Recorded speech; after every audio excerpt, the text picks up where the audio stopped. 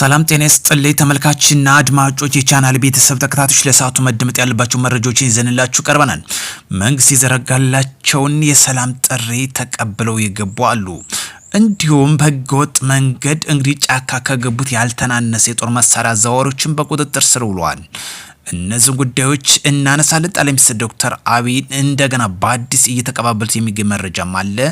ይህን ማስደምጣችኋለሁ። እስከ ፕሮግራም ፍጻሜ አብራችሁ ተቆዩ ዘንድ በአክብሮት እየጠየቅን ወደ ቀዳሚው መረጃችን በቀጥታ የምናቀና ይሆናል። በእንጅባራ ከተማ በተደረገ ተከታታይ ፍተሻ ተጨማሪ የጦር መሳሪያዎች በቁጥጥር ስር መዋሉ ተገልጿል።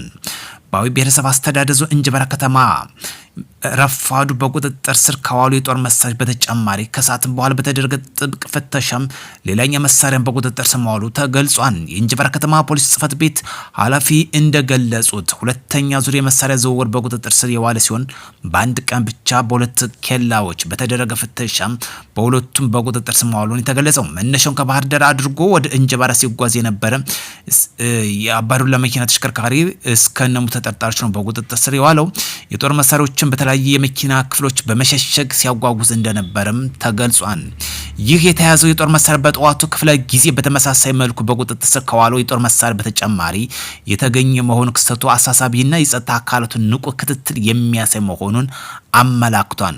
በቁጥጥር ስር የዋሉት የጦር መሳሪያዎችን አንድ ብሬን መሳሪያ እና 4 ክላሽ ጠበንጃ እንዲሁም 130 የብሬን ጥይቶች፣ 427 የክላሽ ጥይቶች፣ 7 የክላሽ ኮብ ካዝናዎች እና አንድ ባለ 100 የብሬን ሸንሸል መሆኑን ምክትል ኢንስፔክተሩ አረጋግጧል። እነዚህ ተጠርጣሪዎች ጫካ ከገባው የፋኖ ጽንፈኛ ቡድን ያልተናነሰ የሎጂስቲክ አባል መሆኑ በግልጽ ያሳየ ጉዳይ ነው። ይህም የሚመለከቱ የጸጥታ አካላት ተገቢውን እርምጃ እንዲወስድ ደግመን ማሳሰብ እንፈልጋለን። እዚሁ ጋር ሀሳብ ሳንወጣም በአዲስ አበባ የተደረገ ኬላ ፍተሻም የተያዛለ። በተለይ አዲስ አበባ 05299 የሚል ኮድ እንግዲህ በህዝብ ማመላለሻ አባዱላዎችም የተጫነ መነሻውን ከደብረ ማርቆስ ከተማ ያደረገ 8 ሙሉ አውቶማቲክ ክላሽ የጦር መሳሪያዎችና 1132 የክላሽ ጥይት፣ 17 የብሬን ጥይት እስከ መሰል ተጠርጣሪዎቹ ሙሉ በሙሉ በቁጥጥር ስር ውሏን።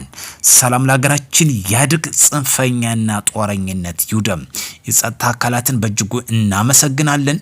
እነዚህ በህገወጥ በሎጂስቲክ አቅርቦት የሚሰሩትን ጫካ ከገባው ጋር እኩል እርምጃ እንዲወሰድበት ማሳሰብ ያስፈልጋል።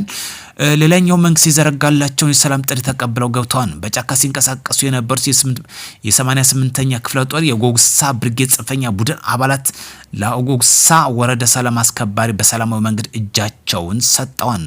በአሁኑ ጎግሳ ወረዳ በተሳሳተ መግበጫ ሲንቀሳቀሱ የነበሩት የ88ኛ ክፍለ ጦር ጎግሳ ብርጌድ አባላት አንደኛ እሱ ባለው ይሁን ታጣፊ ክላሽ እንደያዘ ቁሜ አምሳሉ አንድ ክላሽ እንደያዘ ሁሉም የታጠቁትን ክላሽ ወይም ሲጠቀሙበት የነበሩን መንግስት የዘረጋላቸውን ሰላም ጥሪ ተቀላቅለዋል። እንዲሁም በወሎ ሲንቀሳቀሱ የነበሩት የህወሓት ተላላኪነት ሲሰሩ የነበሩትን መንግስት የዘረጋላቸውን እስከነሙሉ ትጥቃቸው ገብተዋል። ሲገቡ የሃይማኖት አባቶች፣ የሀገር ሽማግሌዎች በተገኙበት አቀባበል ተደርጎላቸዋል። ሰላም ይስፈን። እነዚህ ወንድሞቻችን መንግስት የዘረጋላቸውን ሰላም ጥሪ ሲቀበሉ በሰላም እጅ እየተቀበሉ ይገኛሉ። ቀሪ ወንድሞችም ከነዚህ ተከተሉ ዘንድ ማሳሰብ እንፈልጋለን። ጽንፈኛው ቡድን መርጦ ለማርያም ተብሎ በሚታወቅ ቀጠና ተመሳስሎ ለመግባት እንግዲህ ጋማ ተንበረዋል። በማህበረሰቡ ጥቆማ በተለይ መርጦ ለማርያም ተብሎ በሚታወቀው ስሙ እንግዲህ ወርቁ ተብሎ የሚታወቅ የጽንፈኛ ቡድን አባልነት የነበረ ማህበረሰቡ በሰጠው ጥቆማ መሰረት ገቢ ተደርጓል። ህግ የማስከበር ዘመቻውም ተጠናክሮ እየተወሰደ ይገኛል። ሰላም ለመረጡ ደግሞ ቅድሚያ መንግስት ሰጥቶ እየተቀበለ ይገኛል ማለት ነው። ጦርነት አይበጅም። ሌላኛው ጉዳይ ጠንካራ አጋራችን እያሉ የተባበሩት አረብ ኤሚሬት ስለ ኢትዮጵያ የፖስቶ በተደጋጋሚ መረጃዎች እየወጡ ይገኛሉ። የኢትዮጵያ በአፍሪካ እምብርት ውስጥ የተባበሩት አረብ ኤሚሬቶች ቅን አጋር፣ ጠንካራ ደጋፊ መሆኑ ይታወሳል። በጽኑ ወዳጅነትን በጋራ ራዕይ ዛሬም እንደ ትላንቱ እጅ ለእጅ ተያይዘው ወደ ስኬት ማማ እንደምንወጣ ምንም ጥርጥር የለውም። ለዚህ ደግሞ ጠንካራ አጋር ስለ ኢትዮጵያ እንግዲህ ጠንካራነታቸውና አብሮነታቸውን እየገለጹ እንደሚገኝ መረጃውን እንደ አዲስ እየተቀባበሉት ይገኛሉ። ስለዚህ ሁለቱ አገራት ዲፕሎማሲ በእጅጉ ከፍተኛ እንደሆነ ይታወቃል። በስቀጠና ውስጥ ባለበት ጠቅላይ ሚኒስትር ዶክተር አብይ ወደ ማቅናታቸው ይታወሳል። ስለዚህ አጋርነታቸው በጦርነት ብቻ ባለበት ወቅት እንግዲህ ለመጀመሪያ ጊዜ ጠቅላይ ሚኒስትሩ ማቅናታቸው ነው የሚታወሰው። ለዚህ ደግሞ ጠንካራ አገርነቱን በይፋ ያሳየበት ጉዳይ ነው። እስራኤል እንግዲህ የኢራንና የሩሲያን የአቅርቦት መስመርን ለማስተጓጎል በካስፒያን ባህር ወደብ ላይ ጥቃት መፈጸሟ ተሰምቷል። የምዕራባውያን መገናኛ ብዙሃን እንደ ደህንነት ምንጮች ጠቅሰው የወጡ ዘገባዎች እንደሚያመላክቱት የእስራኤል ኃይሎች በካስፒያን ባህር ዳርቻ በሚገኘው ወታደራዊ ሎጂስቲክ እንቅስቃሴ ቁልፍ ማዕከል በሆነው የኢራኑ ባንደር አላዚ ወደብ ላይ ያልተለመደ ጥቃት መፈጸሟ ነው የተሰማው። ጥቃቱ የባህር ኃይል ሀብቶችን ከሚሳኤል ጋር የተያያዙ መሰረተ ልማቶች ኢላማ ያደረገ መሆኑም አስታውቋል። በኢራን ሰሜናዊ ባህር ኃይል ክፍለ ጦር ስለ በርካታ መርከቦች እና የወደብ ተሽከርካሪዎች ላይ ጉዳት መድረሱም እየወጣ ያለው መረጃ ያመላክታል። ይህ ጉዳይ እስካሁን ድረስ ያልሰከነ ወይም ደግሞ ያልረገበ መሆኑን ያመላክታል። ኢራን በተፈጠረው ጦርነት ውስጥ ጣልቃ ያልገቡ አካላት በሆርሙዝ ሰርጥ እንዲጠቀሙ ፈቅዳለች። ይህ ጥሩና ተስፋ የሚሰጥ መሆኑ ያመላክታል። ኢራን ባለቤትነታቸው ከአሜሪካና ከእስራኤል ጋር በገባችበት ጦርነት ውስጥ ጣልቃ ያልገቡ ማናቸውም ሀገር በዚህ ሰርጥ ላይ በሰላም ማለፍ እንደሚችሉ ሪፖርት አድርጋለች። ስለዚህ ይህ እጅግ ደስ የሚል ጉዳይ ነው። በተለይ እንደ አፍሪካ ያሉ ሀገራትና እንዲሁም ከማንኛውም እጃቸውን ያላስገቡ አካላት በሰላም በዚህ በሆርሙዝ ሰርጥ ማለፍ እንደሚችሉ ነው ያስታወቀችው።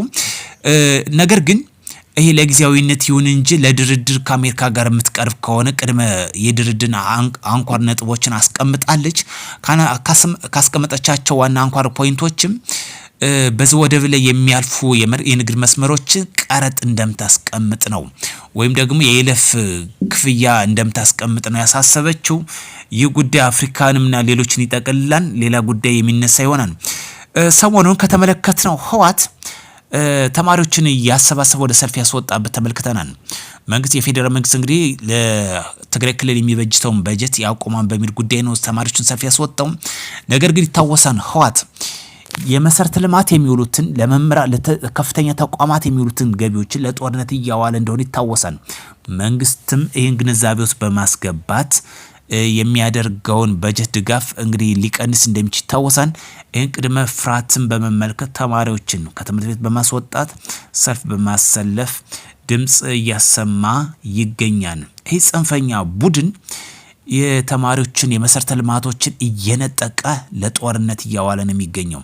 መንግስት ደግሞ የሚወስደው እርምጃ ጥሩና ተገቢ ነው።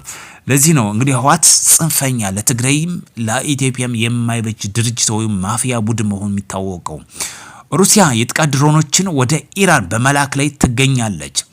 የእስራኤልና የአሜሪካን በቴህራን ጥቃት እየሰነዘሩ ከጥቂት ቀናት በኋላ ከፍተኛ የኢራንና የሩሲያን ባለስልጣናት የድሮን አቅርቦት በሚመለከት በሚስጥር መዋየታቸው መጀመራቸው የፋይናንሻል ታይምስ ስለ ስምምነቱ መረጃ ካወጣው ጠቅሶ አስነብቧል።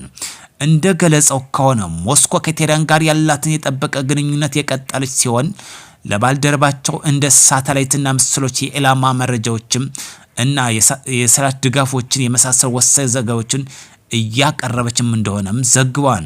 ሩሲያ ጠንካራ ዲፕሎማሲያዊ ከኢራን ጋር እንዳላት ይታወሳል። ለዚህ ደግሞ እጅግ ጠቃሚ የጦር ድሮኖች የሚባሉትን እንግዲህ እያቀረበች እንደሆነ ነው በይፋ እየዘገበ የሚገኘው። ይህ ጉዳይ ሊቀጥል ይችላል ወይስ በድርድር ይቋጫን የሚለው አሳሳቢ እንደሆነም አክለው እየዘገቡ ይገኛሉ። ሰላም ለሀገራችን ለዓለማችን ያደርግ። መልካም ጊዜ እንደወላችሁ ከወዲሁ ተመኘው።